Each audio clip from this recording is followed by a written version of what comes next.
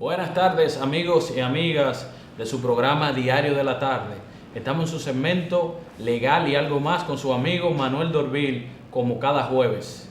El día de hoy vamos a comenzar con la temática del tema que sigue más que nada candente, en el sentido de que para la sociedad dominicana resulta cuestionable los casos ligados a pederastía o abusos sexuales o cualquier tipo de relación con un menor.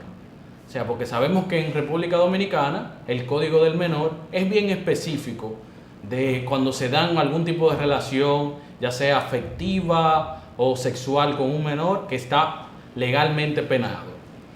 Incluso tenemos que recordar que en el país, hace poco, se hablaba del Código del Menor, donde querían poner el problema que era que se casaran entre menores en el país. Y sabemos que en el país la habitualidad es que personas que superen 15, 20 años, muchos de los sectores históricamente vulnerabilizados del país, se lleven una muchacha, como dirían popularmente. Sobre todo en una complicidad para tratar de sacarla de la pobreza. Pero sabemos en términos generales lo que implica sacar primero a una menor o un menor de su hogar, cuando uno primero no puede desarrollar sus capacidades intelectuales, ni puede quemar etapas que propiamente debe quemar para un desarrollo pleno, y las responsabilidades que implica tener una relación, ya sea que usted se case con una persona que conviva con ella. Pero volviendo ya a algo más específico que aqueja a la sociedad dominicana, nos gustaría que, de acuerdo a las posibilidades, Fernando nos mostrara el video de lo que ha acontecido en torno al presunto asesinato por parte del sacerdote de la provincia de Santo Domingo en contra de un menor de 16 años.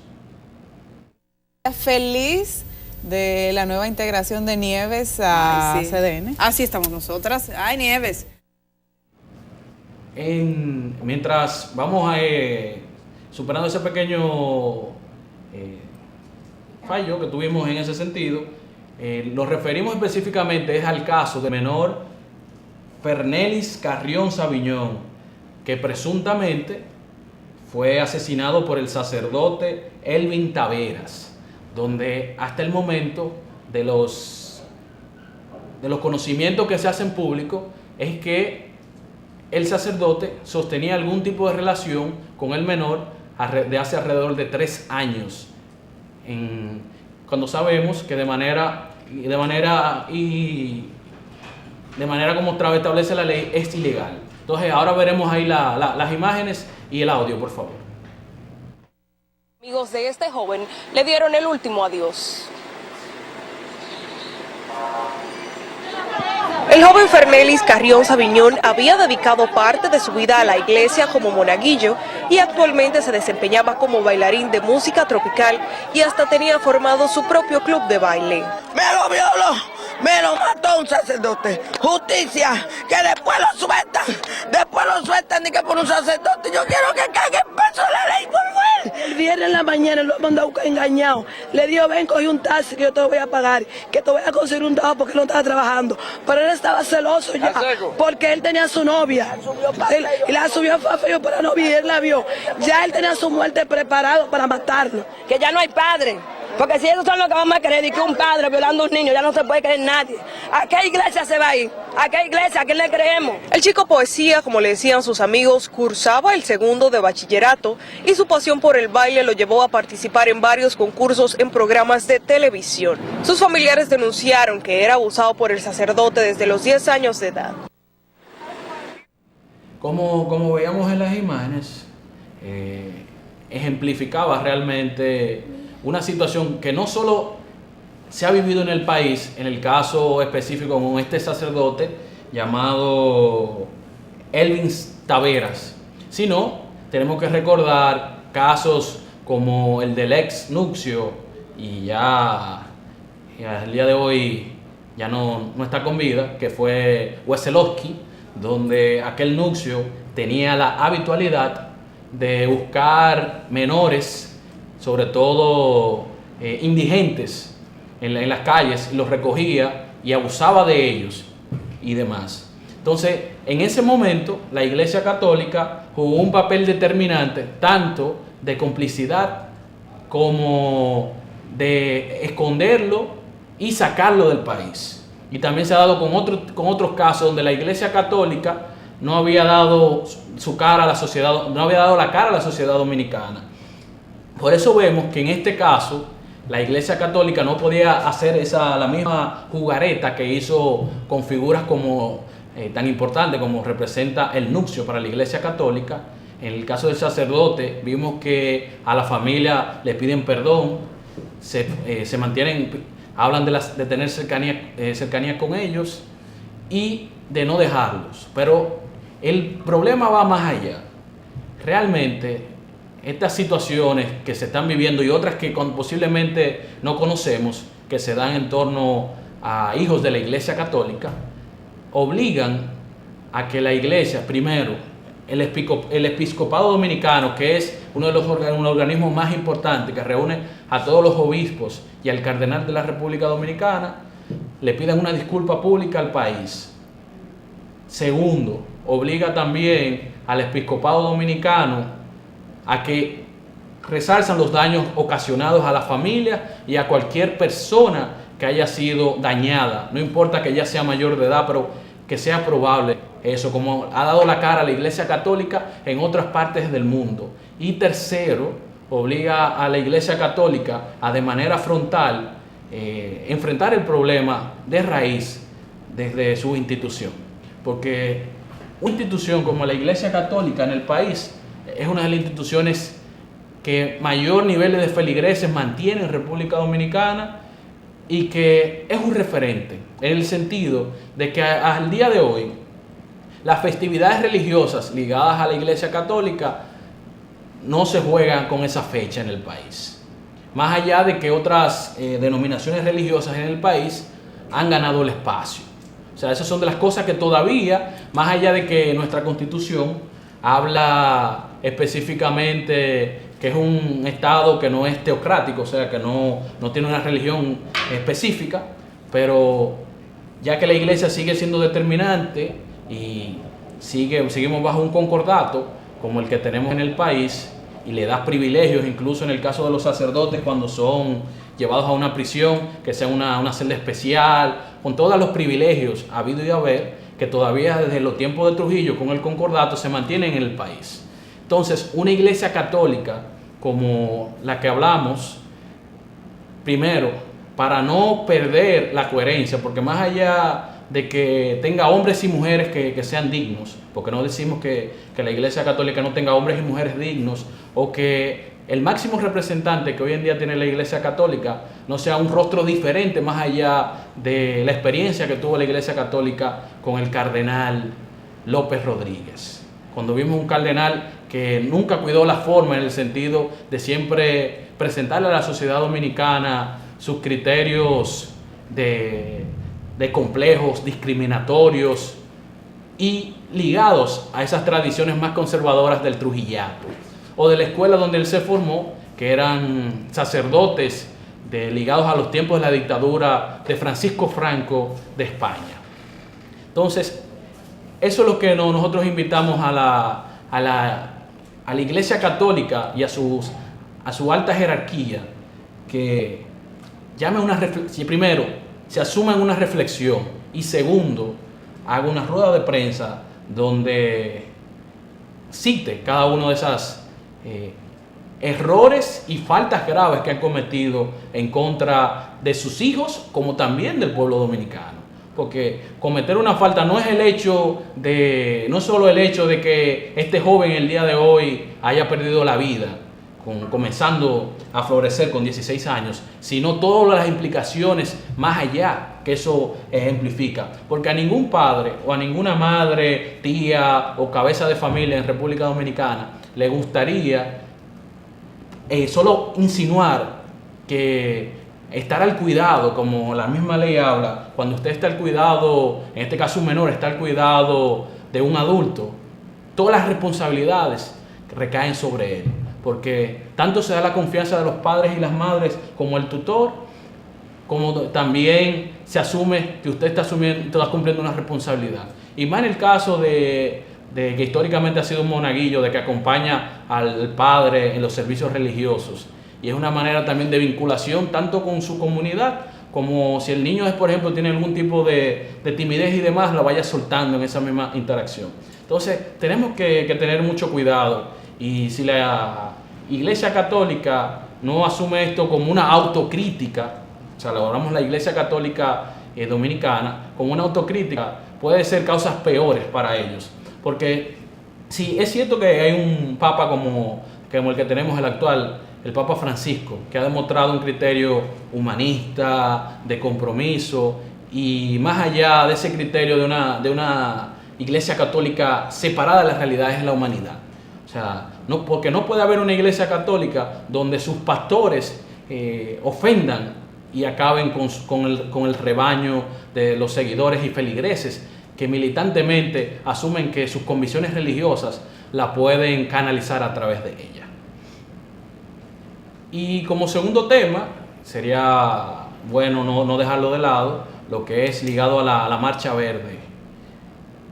Y como sabemos, la Marcha Verde que sigue en su segunda etapa de las movilizaciones.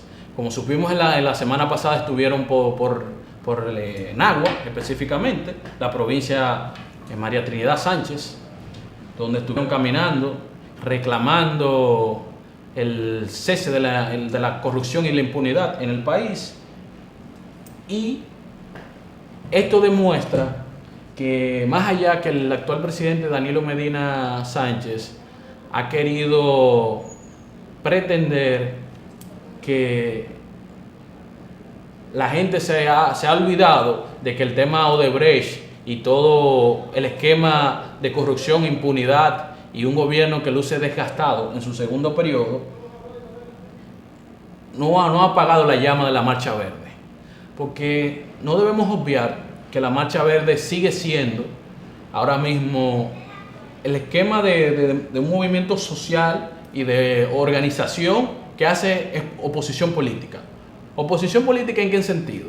Oposición política en la mirada de que mantiene al gobierno en una línea de que no puede tratar de salir de ciertos esquemas para cuidar aunque sea la forma, porque la Marcha Verde de alguna manera le hace un contraataque con algún tipo de información, con algún tipo de movilización o con algún tipo de pronunciamiento.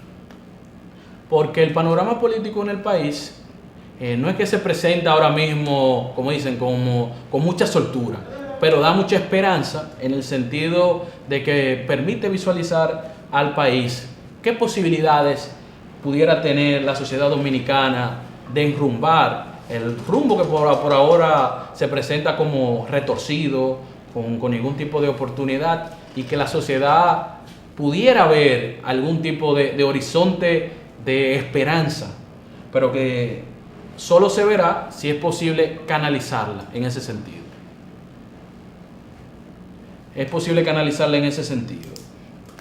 Y por ello se ha entendido que, como vimos en esta semana, haciendo acciones ridículas y sarcásticas e irónicas en contra del movimiento verde, como fue declarar a uno de los partidos aliados del gobierno como Partido Verde y tratar de presentarse como que ahora ellos lucharán por ser una de las opciones políticas más importantes del país. Porque la idea en estos momentos de la política comunicacional que ha caracterizado a los gobiernos del PLD es tratar de ver de qué manera diluye cada vez más esa efervescencia, esa pasión y ese compromiso que va enarbolando no solo en la clase media, como vimos que en un primer momento fue la que iba motorizando todo lo que iba ligado a la Marcha Verde en el país. Por ello es que vimos en un momento dado cómo ellos fueron capaces de insinuar a través de algunos sectores del empresariado dominicano que esos empresarios habían patrocinado a Marcha Verde en la excusa de que lo habían dado todo, cuando podemos confirmar que tanto los pequeños y medianos empresarios han sido uno de los grandes colaboradores, como la ciudadanía en general, o haciendo actividades de recaudación de fondos como se han hecho en Puerto Plata, de kermés, para poder costear tanto el pago de la guagua como alguna tarima o algún equipo de sonido que se necesite en la localidad que se va a realizar las movilizaciones.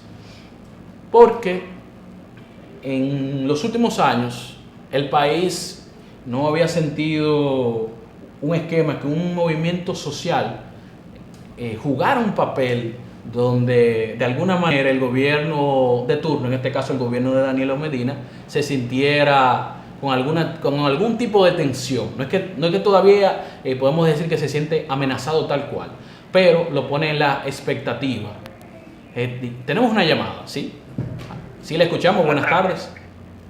Sí, príncipe. Entonces, la Marcha Verde viene siendo una oposición política, como usted acaba de decir, o un movimiento social. Porque yo veo muchas bocinas dentro de esa Marcha Verde que pertenecen a partidos políticos. Y usted acaba de corroborarlo que son una oposición política. Gracias por la llamada, el amigo oyente. Primero, está constituido como un esquema de movimiento social, pero no deja de ser político. Lo que no es partidista.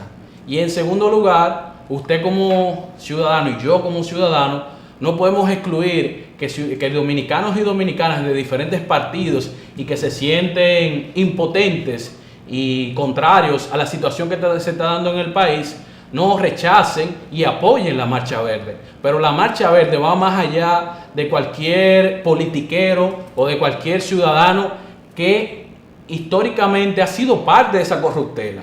Porque no podemos olvidar que tanto miembros del Partido Reformista, de esa élite del Partido Reformista, como miembros del todavía PRD o hoy PRM, son parte de ese entramado. Porque si queremos hablar de tema de corrupción, en los últimos 20 años no podemos dejar los gobiernos del PRD, encabezado por un Hipólito Mejía, y que sabemos que un Hipólito Mejía es uno de los que hasta el sol de hoy se ha mantenido contrario, porque primero, no tiene ni calidad moral, y segundo, no debemos olvidar que hasta el mismo Vincho Castillo, que es mucho decir, hablar de Vincho Castillo con todos los retrocesos que representa un Vincho Castillo, incluso hablar de una visión Trujillo obsoleta, pero habló en un momento dado que Hipólito Mejía pactó con Leonel Fernández en el 2004 impunidad por gobernabilidad.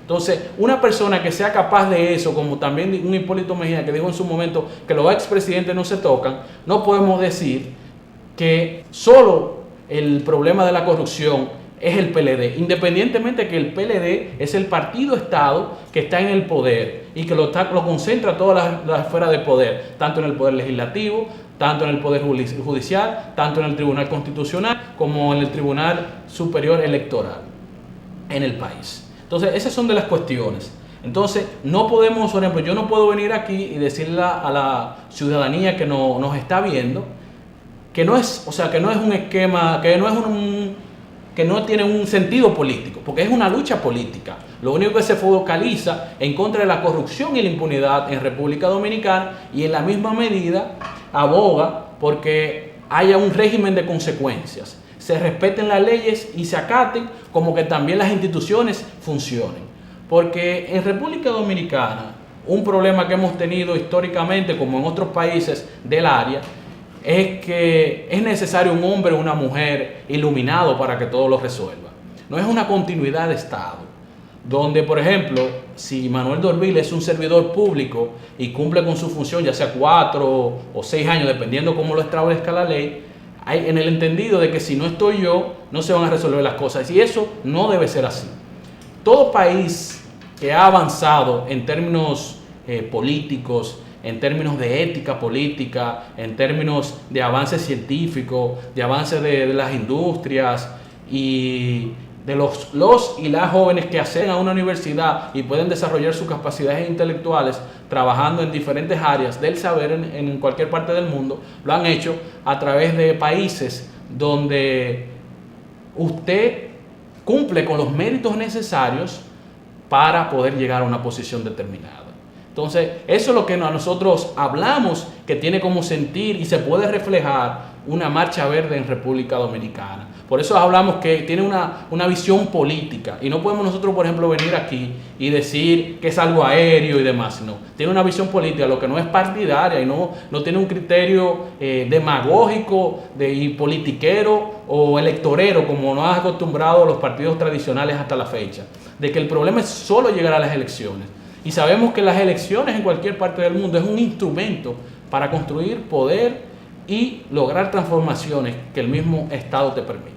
En ese sentido, le quiero dar las gracias por su compañía. No tenemos tiempo para más. Siempre les recuerdo que nos pueden escribir a nuestro correo electrónico manuel.dorville@gmail.com, como también nos pueden escribir a nuestro WhatsApp 829-870-1307. Gracias por su sintonía y a la pausa regresamos con Carmen Cecilia en la segunda etapa de su programa Diario de la Tarde. Muchas gracias.